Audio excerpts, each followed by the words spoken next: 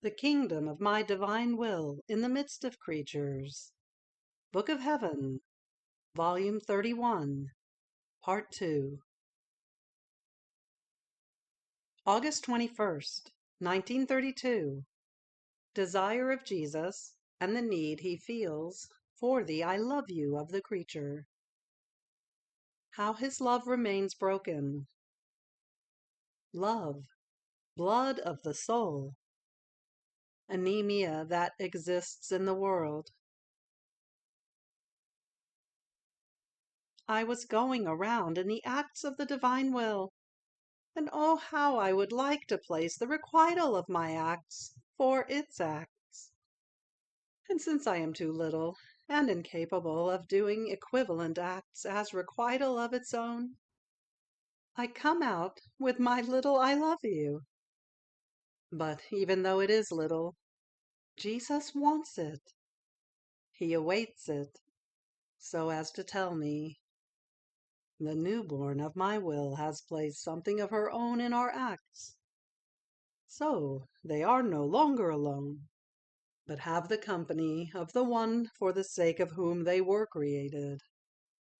And this was and is our will, to give field of action to the creature in our own acts, so as to be able to say to her, we love and operate within one single field.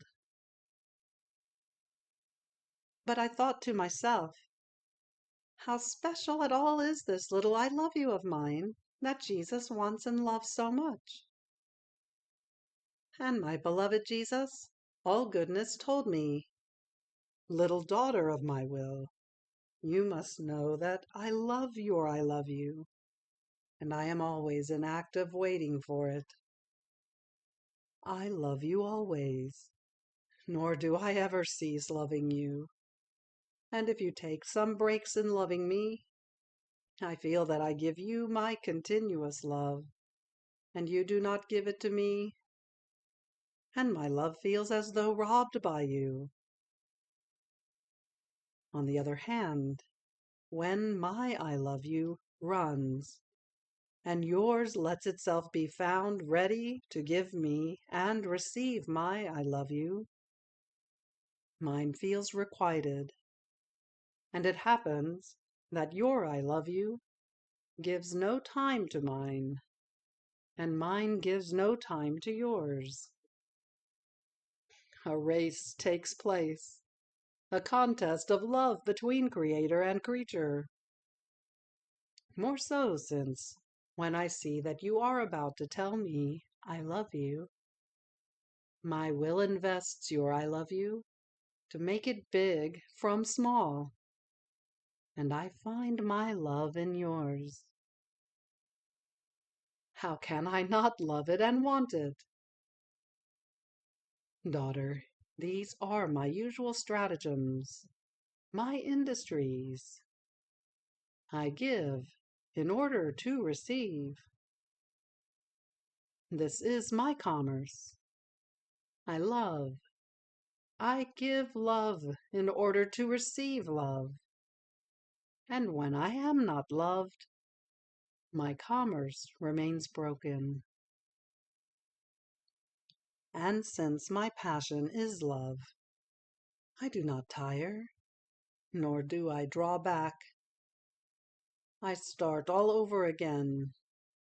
I repeat the industries. I abound with stratagems and with tendernesses to make up for my love, broken in the creature. Oh, if you knew how wounded and sorrowful my heart remains when I say I love you, and she does not hear the call that my love does in order to have her own. In addition to this, you must know that love is the blood of the soul, just as my will is the life. And just as in the natural order, life cannot function without blood, and the blood cannot circulate if it does not have a life, and according to the abundance of blood, so does one enjoy health. The same in the supernatural order. The soul, my divine will, cannot function without the blood of love. The greater the love, the more will she feel strong, robust, active in operating. Otherwise, she will suffer from anemia and can end up in consumption.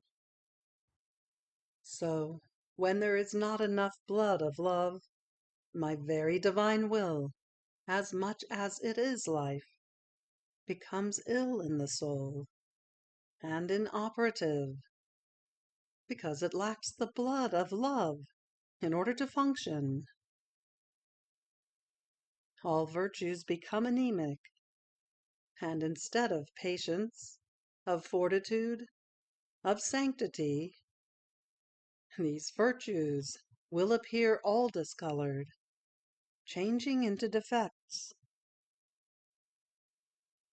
Therefore, there is much anemia in the world, because the pure blood of my love is missing, and as a consequence, they are facing a terrible consumption that leads them to ruin in the soul and in the body.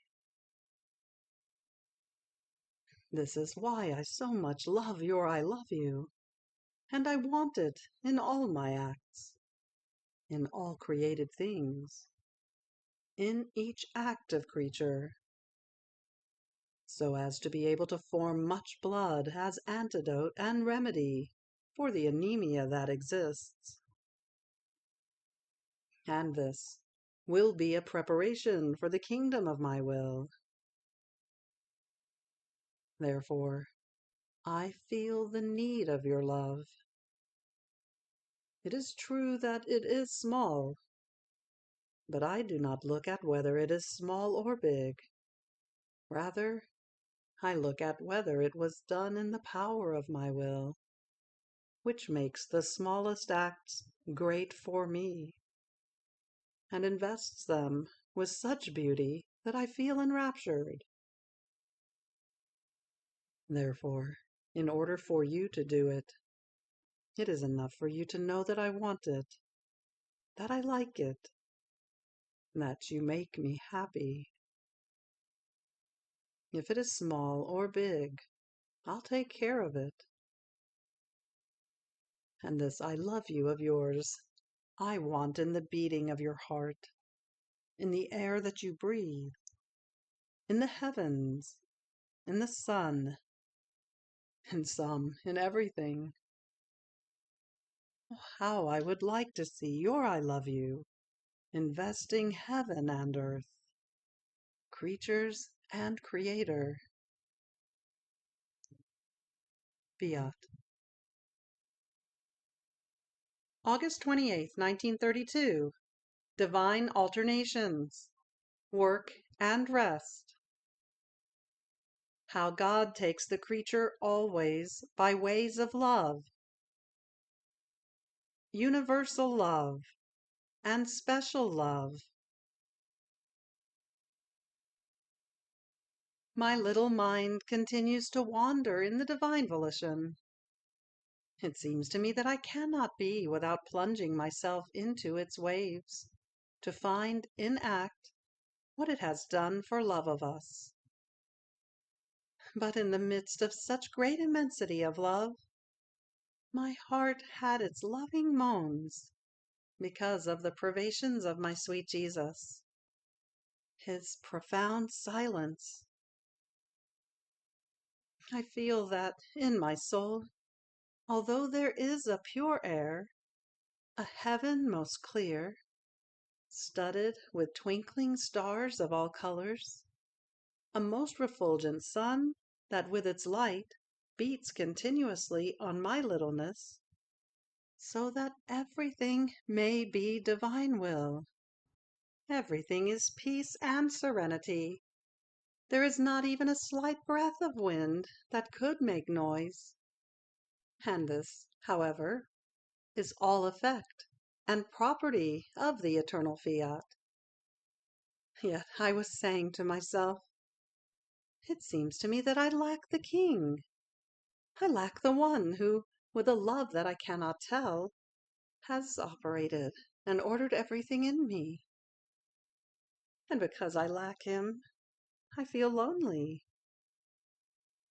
But tell me, why have you left me? Why do you not speak? And my dear Jesus, letting himself be wounded by my moans, and sustaining me in his arms, told me, "My daughter, do not be surprised. This is my usual way. After work, I want to find rest in my own labor, in the midst of my own works, which more than soft bed are fit to give me rest, an act of profound adoration, and in mute silence. Rest after work is the requital for the work. It is the taste and contentment that sacrifice can give. Did I not do the same in creation? First, I created it with my fiat, because our word is work, it is step, it is everything. And after I ordered and operated everything, I found the most beautiful and sweet rest. These are the alternations of our Supreme Being, work and rest. Work calls us to rest, and rest calls us to work. So, don't you want me to rest in your soul? Everything that you see in you is nothing other than the work of your Jesus. Each word I spoke to you was a work that I was doing, and from within my word I formed the new creation in you, more beautiful than creation itself. In fact, that one was to serve for the bodies, while this one was to serve for the souls, to give them the life of my will. If I did not make alternations of work and rest in your soul, it would be a sign that you had not given me the freedom to do my work in your soul with my creative power, and therefore I would have continued my work unto reaching the intent, to then rest. If I do not finish, I do not rest. And if after resting I resume the work, it is because I begin new works. Don't you want me to rest under this heaven so serene? These stars and sun that rain down upon me like sweet refreshments, and making for me the most beautiful lullabies, they invite me to rest. And in mute silence they say to me, "How beautiful are your works, your operating will, your creative power that gave us life. We are your works. Rest in us, and we shall form your glory, your perennial adoration." Upon so sweet a speaking, I take rest, and at the same time I keep vigil, and I preserve my work, and I prepare other works to do. And if you knew what the first work is that I do after resting, I open my work by saying to the creature, a sweet "I love you" of mine. I want to begin my work with my love, so that the creature, feeling wounded and enraptured by the irresistible force of my love, lets me operate, and gives me the field of action in her soul. I take her. I begin my works. I ask for sacrifices, always by way and by dint of love. My love makes her happy. invests her, absorbs her, inebriates her. And in the face of my love, inebriated as she is, she lets me do what I want and reaches the point of sacrificing her life for me. Because an I love you of mine, coming out from the depth of my divinity, contains the immensity that is present everywhere, the infinity that never ends, the power that can do anything, the wisdom that disposes everything. So everything that exists feels the power of my I love you, and all say it together with me. Heaven says it to her with the whole celestial court. The stars say it with their twinkling that changes into I love you. The sun, the wind, the air, the water say to her, I love you. Because since I said it, my I love you has resounded in everything and everywhere, and all say it together with me.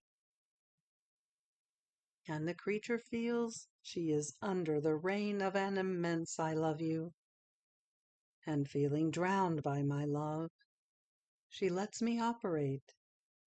She utters not a breath, and she offers herself to let me accomplish my most beautiful works. And even though she too feels the need to tell me, I love you, she sees, however, that her own is too small in the face of mine, because it does not possess the weapons of immensity, power, and infinity. Yet she does not want to remain behind, and she uses the industry of saying it in the power of my will. And oh, how much I enjoy it! And it is a spur for me, not only to work, but to repeat for her an I love you of mine, direct and special. In fact, it is true that I love all. My love never ceases for anyone. But when I want to do special labors, new works, more distinctive designs, I am not content with my general love, but I add a special and distinct love, which, while it serves to charm the creature, serves as material, as the ground on which to form my labor and lay my works. Therefore, let me do. I know when work, word, silence, and rest are necessary. Fiat. September 4th, 1932. The requital. Need of the divine love. The divine will operating. Continuation of creation. I am always in the sea of the divine volition, which makes the whole creation present to me. What an immense theatre, in which there are scenes so moving that reveal in clear notes the great love of God toward the creatures, and that captivate the heart to love Him. And I was thinking of the great human ingratitude that does not let itself be captivated to love Him. And my sweet Jesus, surprising me with his heart swollen with love, told me, My good daughter, creation was made by our Supreme Being in order to give love and to receive the requital of the love of the creatures. There is not one thing created by us for which this was not our purpose, to make it in order to receive the requital. Otherwise, our works would not have been communicative, fruitful, nourishing works, and full of life to make man happy. They would have been like painted works, which, at the most, can attract the sight, but which would do good to no one.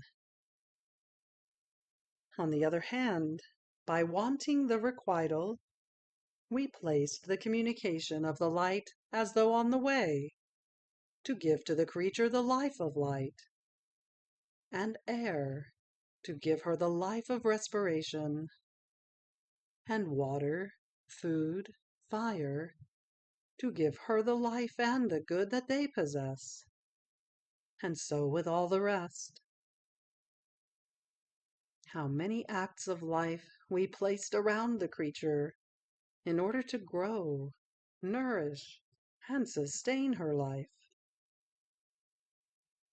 Now, wanting requital for them was a need of our love.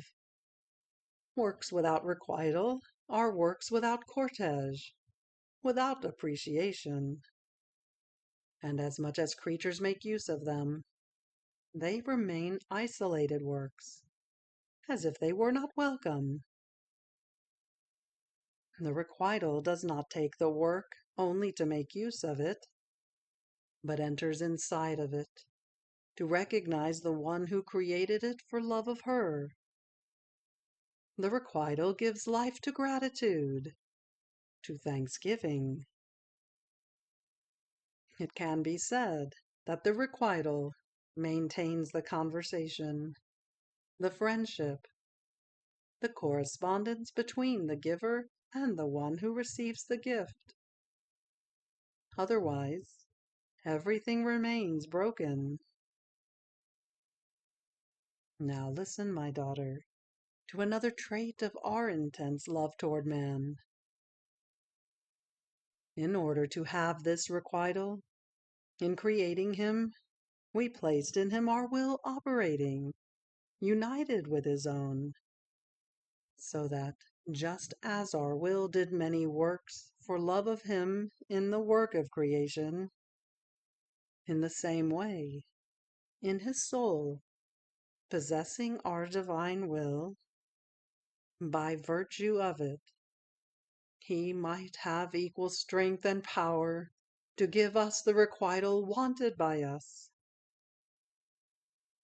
Our fiat, acting in creation and acting in the creature, was to engage the human will, so as to make use of all its acts, small and great, to form the just requital of all its works done in creation. More so, since it knew the number, the variety, the beauty, the weight of all its works. In the operating creature, it was not to be without operating with the same multiplicity, sumptuousness, and beauty as it had operated in the universe, and therefore requite its external works, as well as its internal works, done in the depth of the soul. The divine will was to make use of the human will as the material in its hands, in order to continue its creation. Here, then, by rejecting our will, man caused its operating life to cease in his acts, of which it could make use in order to create, and to transform them into heavens, into stars, into suns, into seas, and so forth. He hampered our work. He stopped it. He turned our sweet harmonies upside down. The dear requitals, which only by virtue of our will could exist. We could do anything in him, if our will had its operating life in him. Here, then, our cares, our sighs, the insistences, our sorrows, that the human ground might become our field of action, in which our will would have full freedom to do what it wants. And do not think that only the Supreme Being wants the requital in his works. For the creature also, the first purpose in her works is the requital. If it is there, or if at least she hopes for it, she has hands and feet in order to move, mouth to speak, strength to sacrifice herself, time in order to operate. But if there is no requital, it seems to her that she has neither hands, nor feet, nor mouth, nor strength, nor time. She feels life dying in her for that work. It might seem that the requital is nothing, but it is not true. On the contrary, it is the beginning and the life of each work. Therefore, the requital is a need of my love, and it makes me continue the work of creation. After this, I continued my abandonment in the divine fiat, and a crowd of thoughts, doubts, and difficulties arose in my mind. And my celestial teacher added, "My daughter, my will has the virtue of making the centralization of the whole human being in one single act. If it operates with its unitive virtue, it centralizes in the creature the thoughts, the heart, the steps, and everything in such a way that the creature feels that it is not only the work, but that the whole of her being is invested by its operating strength, feeling the empire of my will operating, and everything does one single thing. This unitive strength renders the creature dominating and ordered, because the first endowment that my fiat knows how to give is dominion of self and order. And then she takes its divine dominion and becomes the malleable matter in its hands that is suitable for its marvelous works. On the other hand, without my will, the creature does not even possess the unitive strength in her acts, and therefore she appears all scattered and without order, and hard matter that does not surrender to the forms which our will wants to give her. Fiat. You have reached the end of the Book of Heaven, Volume 31, Part 2. Fiat.